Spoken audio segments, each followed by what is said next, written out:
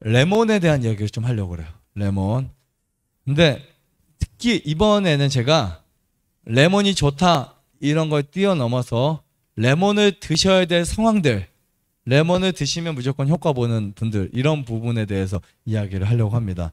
우선 7일만 섭취해도 레몬은 우리 몸의 변화를 만들어낸다 라고 보시면 돼요. 왜냐면 레몬 자체는 그냥 그 과일 자체가 디톡스 과일이에요. 디톡스 과일이고요.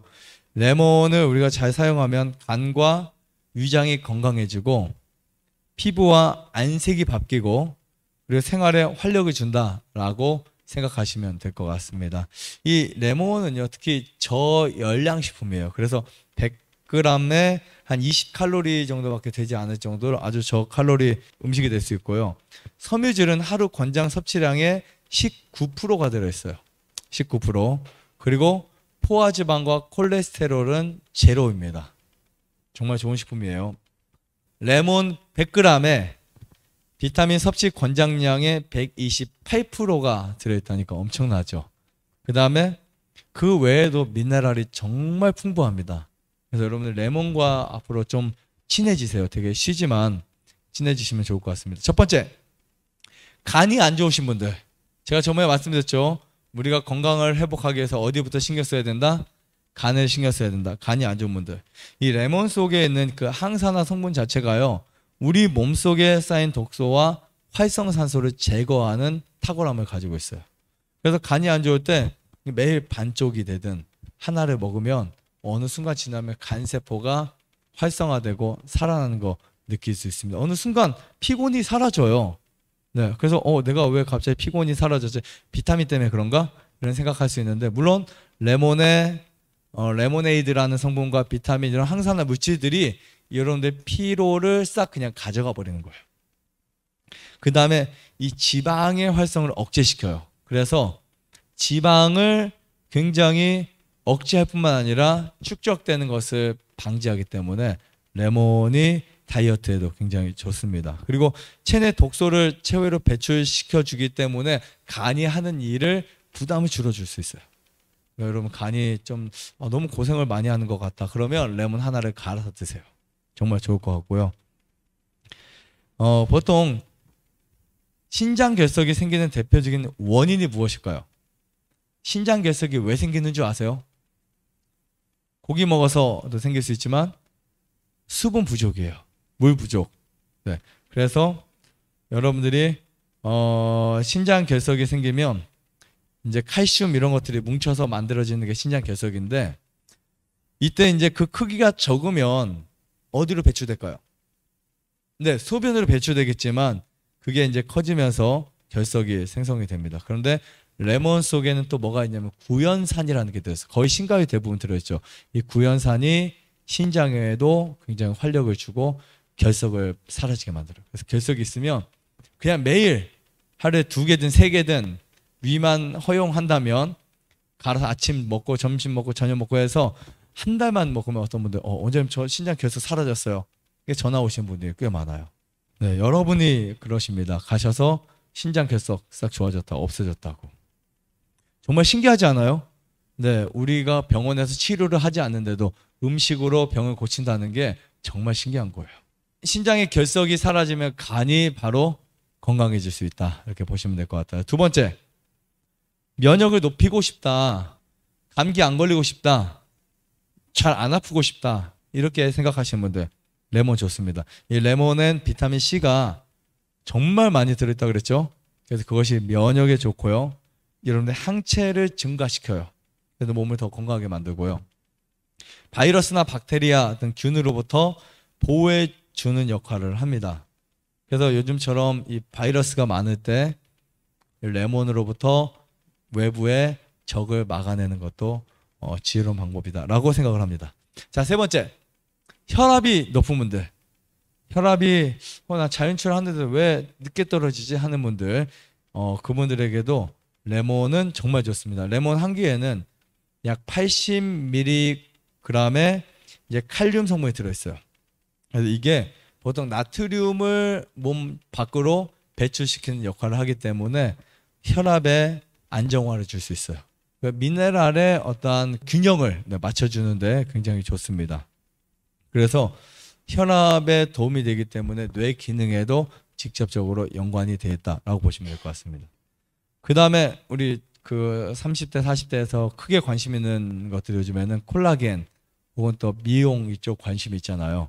이 부분에서도 피부 자체를 되게 건성해서 약간 바꿔줍니다. 그래서 촉촉하게 만들어주거나 피부를 좋아지게 만들어주기 때문에 피부의 노화가 덜 생긴다. 피부의 노화가 확실히 줄어든다. 이렇게 보시면 될 것 같고요. 이 항산화제가 풍부해서 활성산소와 뭐 햇빛이나 오염물질 이런 것들로부터 피부를 보호해줘요. 또 비타민 C가 피부의 콜라겐을 활성화시켜서 피부의 노화를 직간접적으로 막아준다라고 보시면 될 것 같습니다.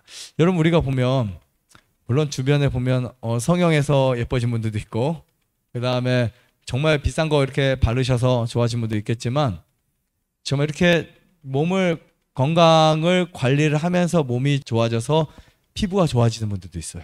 그런데 대부분 우리가 이 얼굴에 나타나는 피부의 문제들은요, 간, 신장, 대장에 문제가 있어요. 장에 문제가 있으면 여드름 많이 나고요. 그다음에 입 주위에 뭐 같은 거 생기고 막 그런다고, 좁쌀 같은 거. 그다음에 간에 문제가 있으면 색이 바뀌고요. 뭐 예를 들면 이렇게 불구수만 색부터 검정색 쪽으로 바뀌고, 신장에 문제가 있을 때는 반점들이 막 생기기도 하고 점들이 생기기도 해요. 그래서 이런 것들을 여러분들이 충분히 아시면 건강을 관리하는 데 있어서 되게 도움이 된다라고 말씀드리고 싶습니다. 약한 분, 5번째 소화력이 약한 분들, 이 레몬에 함유되어 있는 이 섬유질과 항산화 성분이 소화 기능을 향상시켜요. 그런데요, 위에 염증이 많을 때 레몬을 무리하게 드시지 마세요. 그럴 때는 레몬 워터 만드는 거 혹시 배우셨나요? 아직 안 배우셨어요? 꿀 레몬 담는 거 이런 거 배우셨어요? 네. 만약에 여러분들이 위가 안 좋다 그러면은 처음에 레몬을 썰어서 병에다 담아놓고 물만 부어놓고 다음날 드세요. 한 이틀 정도가 지나면 맛이 써요. 그래서 하루 정도만 이렇게 잘라서 잘게 자를수록 좋습니다. 해서 아침에 마시고 재탕해서 점심에 한 번 더 마시고 이렇게 하셔도 좋을 것 같습니다. 위가 안 좋은 분들 그렇게 해서 적응을 시켜나가는 거죠. 처음부터 레몬 그냥 진하게 타서 마시고 하면은 쓰림이 생기고 나중에 식도염이 생길 수도 있어요. 반대로 이 레몬의 그 원작 구조가 우리 위의 소화액과 너무나 비슷해요. 비슷해가지고 간의 담즙 생성을 활성화시키고, 그 다음에 소화가 원활하게, 특히 단백질, 지질, 탄수화물 소화가 원활하게 되도록 도와줍니다. 그리고 위산의 균형을 잘 맞춰줘요. 그래서 염증과 위통 완화에도 좋습니다. 그리고 레몬에 펙틴이라는 게 있어요. 저희 유튜브에는 레몬만 한 강의가 10강 넘게 있을 거예요. 그 중에 제가 이 설명도 했던 것 같아요. 펙틴이 이 장 수축을 최적화하고 좋은 박테리아, 유익균을 생성하는데 굉장히 좋다. 기억나실 수도 있습니다. 네. 그 다음에 6번째, 구강 쪽이 취약하신 분들이 있어요. 입냄새도 많이 나고 잘 썩고 염증이 많이 생기는 분들. 특히 요즘처럼 마스크를 많이 쓰고 다니는 시대에는 필요한 것 중에 하나입니다. 유칼립투스도 필요하고요. 항산화 물질들이나 이런 성분들은 되게 많이 필요해요. 그때 여러분들이 이 레몬을 즙을 짜서 마시면 정말 좋습니다. 치와 잇몸 사이에 세균이 번식하는 것을 다 막아줘요. 그리고 치은염, 치주염 이런 통증에도 굉장히 좋습니다. 7번째, 암이 있는 분들에게도 정말 큰 도움이 됩니다. 여러분들이 뭐 간암이 있든 위암이 있든 이렇게 암이 있을 때 레몬을 드시는 거 정말 좋고요. 플라보노이드와 비타민 C 혹은 항산화 성분이 이 활성산소를 제거하는데 정말 큰 영향을 줍니다. 그래서 암이 없는 분들 같은 경우는 암을 예방할 수도 있어요. 만약에 내 가족 중에 저렇게 먹으면 안 될 것 같은데 하는 사람들 생각이 나죠, 이제. 그러면 그분에게 너 다 먹어도 되니까 어차피 말린다고 안 먹을 거 아니잖아요. 이것만 하나 먹어라 하고 이제 레몬을 매일 먹게 하면은 몸이 되게 좋아질 수 있어요. 그러니까 이제 물론 근본적인 거는 안 좋은 거 끊어야 되는 건데 절대 안 끊을 거예요. 먹지 말라고 하면 더 먹으려고 할 거예요. 그래서 그렇게 타협하기보다는 또 다른 방법으로 접근할 수 있어요. 첫 번째 레몬 주는 거, 아니 물 많이 마시게 하는 거 이런 것들이 있으니까 지혜롭게 추천하셔도 될 것 같습니다.